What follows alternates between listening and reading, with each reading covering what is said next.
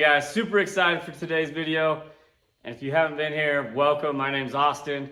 We build 3rd gen 4Runners in this shop. Today on my 99 3rd gen over here, the IFS build we got going on, we're doing a BTF 4.5 inch long travel kit. I want to give a huge thanks to Opt Off Road for hooking me up with this kit. And if you want to save 5% at Opt Off Road, use my link in the description below. So let's jump into today's video and start installing some long travel because I'm super pumped and I cannot wait to send this thing. We are gonna have a lot of fun with this. So this is part 1 of 3, so enjoy. All right, so just wanted to give you guys one last look in the 4Runner, at the 4Runner in this, I guess you'd call it like a mid-travel setup. Don't get me wrong, this setup's like works just fine, but we got something else going on today. We're gonna tear the whole front end out of this thing and I'll show you what we're gonna do here in a minute. It's gonna look sweet. We even have a special guest, Noah. All right, so we're gonna start by tearing off everything on the front end, except for the bumper. We're gonna take off the fenders and then all the suspension and go from there.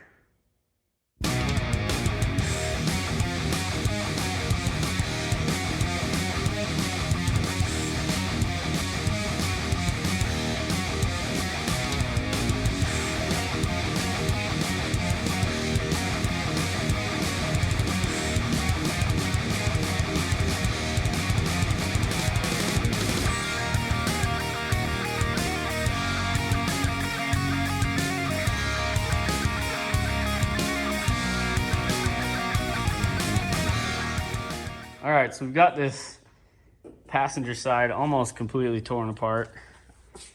Upper control arm, fender liner, old shock, CV. Need new ball joints, need new tie rods. The only thing we can't get out is these stupid sleeves on the lower control arm bushings, but we're just gonna hack those. I need new inner tie rods probably too, so I'm just gonna remove that all out of the way so we can get to this bolt, or get that bolt all the way out. But really not bad. What is that, like an hour's work? Not too bad. So we're getting there. We've got both sides completely, well, not completely torn apart, but most of the way. Steering rack's got to come out to get these bolts out on the back of these lower control arms. You can see that hits right there. But that's okay because this might get replaced anyway. Gonna do some new lower ball joints and new inner and outer tie rods. But yeah, we got mostly all of this done. I'm gonna call it a night. It's about midnight right now. Huge thanks to Noah for coming over and helping me tear this stuff apart. All of it looks pretty good. It's dirty just because I actually used my rig. But yeah, these things are smoked. Got a bad boot on this one.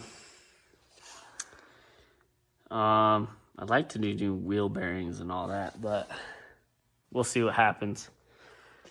I don't know. So yeah, honestly, not too bad getting this thing torn apart. I think it took us like 2 hours and we were mostly BSing. So yeah, that's where we sit right now. Yeah. So we're out here trying to get this steering rack pulled. Got my little buddy with me. Yeah, you gonna fix it?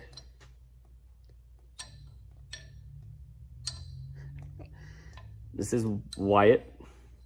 You say hi? Yeah.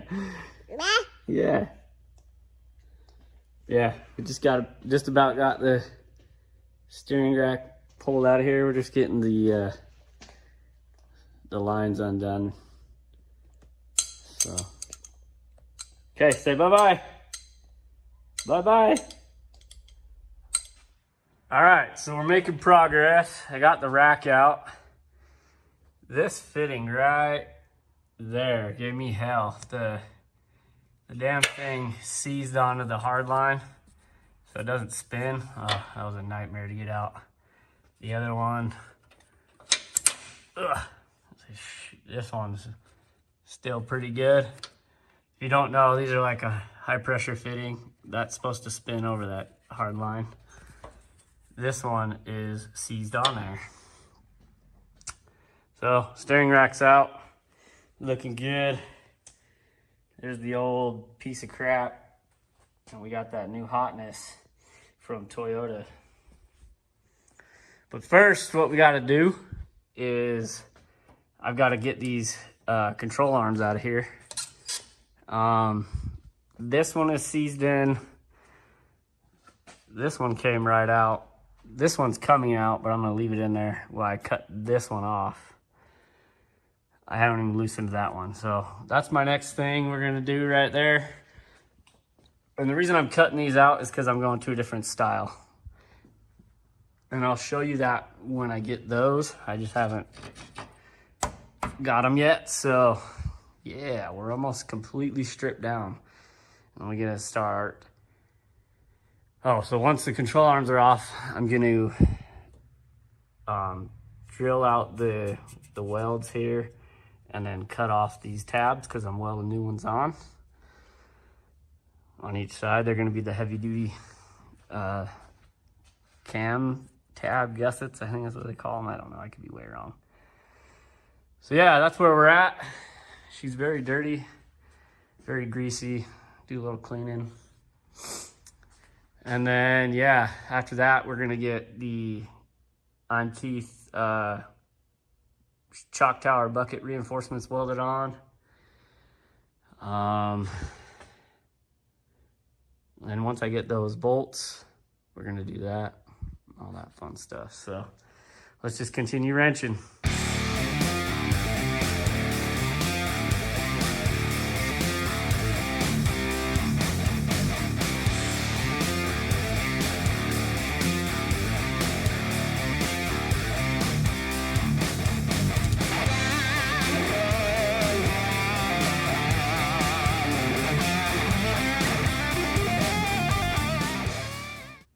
All right, we got that control arm off. Man, that thing smoked so many blades. 3 blades to get this off. And man, are my bushings freaking clapped. Holy shit, that thing's hot. Wow. Let's see, I'll show you. This thing drove so bad. Look at that. There's nothing left. This side's not so bad, but dang, dude. Good riddance. All right, just gotta loosen that one bolt and then get that side off. All right, guys, what up? We're back on the 4Runner. We just spent the last week in Trail Hero breaking that thing. Ended up breaking a leaf spring, so that's why there's not much footage on that. So if you watched that last video, that was my only day of wheeling, and I was there for 4 days. Anyway, back onto this thing. So as you can see, I've got all the old cam tab, I don't know, whatever you want to call them, gussets or whatever. They hold the alignment bolts. I've got all those. These ones you drill and then pretty much pry off. These back 4, I say 4 because of that side. There's 2 welds. There's one on top and one on the side. You just grind those off and then smooth them out. But I've got them all off. Just prepping them to weld on these ones over here. So I went ahead and ordered some of these new style, a little heavier duty, because these Toyotas, these tabs on the factory ones bend, and you're constantly in and out of alignment. So we're gonna weld these on, and then instead of your classic eccentric bolt, we're gonna use these octagons for our alignment. So they just sit in there like that, and then if, you know, whatever, they can adjust them. And they just sit in there like that. Comes with all the hardware, bolts, and this is from, let's see, KPO Off-Road. So I like these guys because they were really serious about their hardware. They say the shank is perfect and all that jazz. You can check them out. But I like this style because I've seen just square ones. I feel like you have a little bit more adjustability with these octagons here.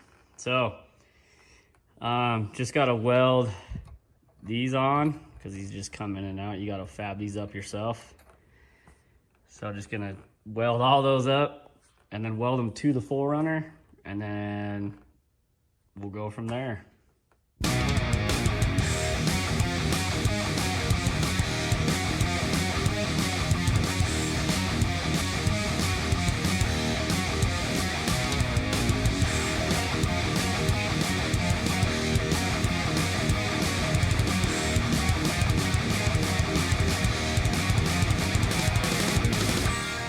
All right, so we got these all assembled. I'm gonna grind all this flat, but I ain't ashamed, guys. I am constantly trying to get better at welding. I'm 100% self-taught. So I was kind of playing with my torch, seeing if I could like preheat it and get a little better weld. I struggle with consistency. I definitely know these are gonna hold. But like, I just struggle in staying consistent. Like some of them look decent, like that looks pretty good. But then you look at this side, it's like all undercut, kind of garbage. I don't know, I'm not afraid to admit it. This is how I learn, by doing this stuff. So don't follow my advice for welding. But yeah, 100% self-taught. I only get hood time when I'm actually out here working on projects. I don't really do anything besides that, but I'm gonna grind these all smooth and then we'll get them hung on the 4Runner. Kind of want someone good at welding to come weld these on, but whatever, I'll get there. I've never had any issues. Like I welded my whole cage. I welded my sliders on, I've welded suspension parts, and I've never had anything fail. It just, I don't know, I'm inconsistent. I don't do it enough to be like good at it at all, but it works for me. So just get out there and do it. I think that's the most important thing. All right, guys, check it out. We're gonna ignore that for a second. Don't mind my really shitty welds. These are hard as hell to get a torch in here, but I got these cam tabs all welded up. That one's already been painted. You can see the octagons there. Got that one in. I've got them all welded on. So this side I got fit up already with this lower control arm. And yeah, that's gonna look sick. I mean, obviously it's gonna be up, but yeah, I'm pretty stoked. Those turned out pretty nice. Not really sure where to put my alignment, to be honest with you, but I gotta weld some plates onto the top of the shock towers. They're these Keith gussets. They just weld onto the top of the bucket there. You can see that right there. That's a crack. It's supposed to help prevent that. So I gotta weld those on, and then I need to find a new spindle, because where you press this ball joint, upper ball joint piece in, this hole is just too big. It just slides in and out of there. So I gotta find a new spindle or figure out a way to make that one work. This one's good, so I just gotta press it in. Then we can cycle the suspension and get a bump stop mounted. I've got a 2" by 2" stroke King air bump. It's right here. This is gonna be mounted on here somewhere like this. Let me zoom out a little bit. There we go. You can kind of see where that bump pad is. That's what this is right here. So we got to weld that on, all that fun stuff. Yeah, then the rest of it's going to go in. I'm just not sure when to put my rack back in, because I guess it doesn't really matter now because this is a bolt, or the nut goes on this side now and I can pull the bolt out this way. So yeah, just kind of checking it out for now. But yeah, so that's a little update for you. These were not fun to do, I'll tell you that much. Like up in here, getting your torch in here to weld these. I know it's dark, but it was not easy.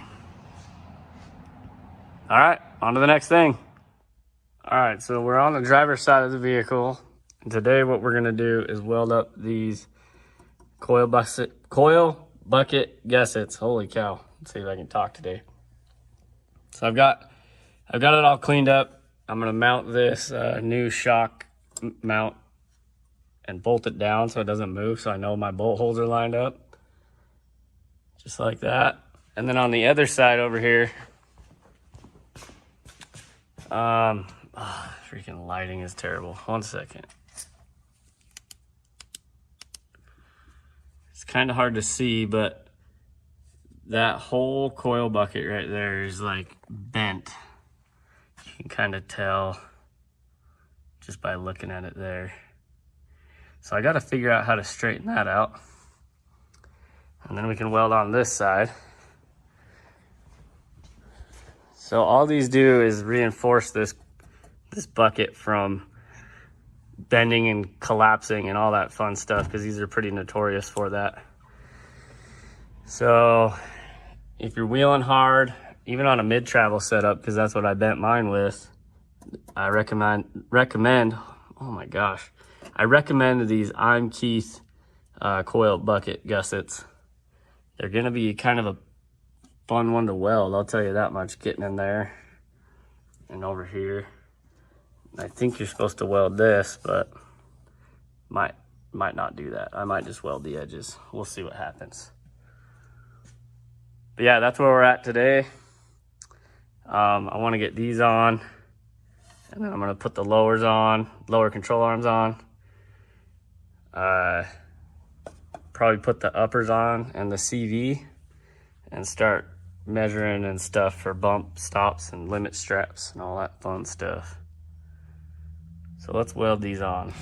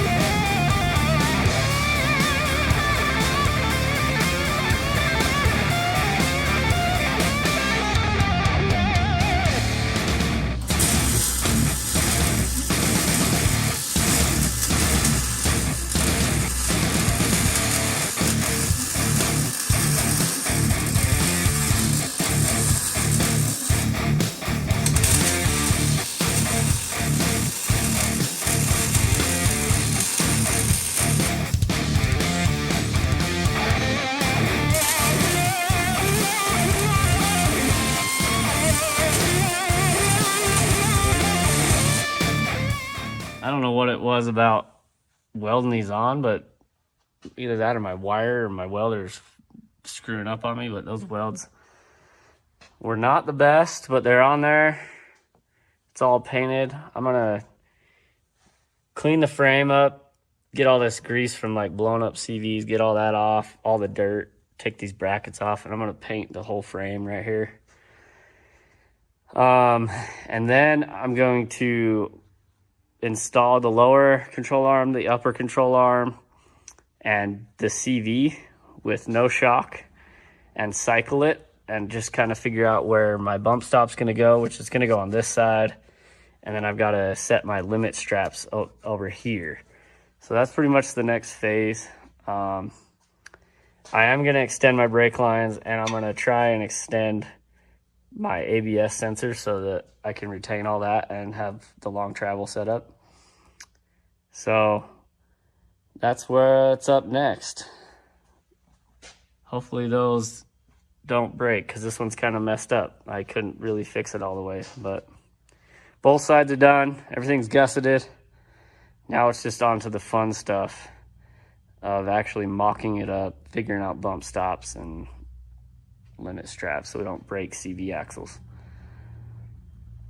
So let me know what you guys think. Would you do all this for long travel? Let me know. And I got to put my rack on at some point. Yeah, stoked on how it's turning out. It's going to look nice and clean with a new fresh coat of paint. Guys, that's the end of part 1 of 3 of this long travel build series. I hope you enjoyed it. We made some great progress over the last few weeks. So stay tuned for part 2 and 3.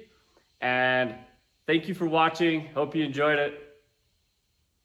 We'll see you on the next one.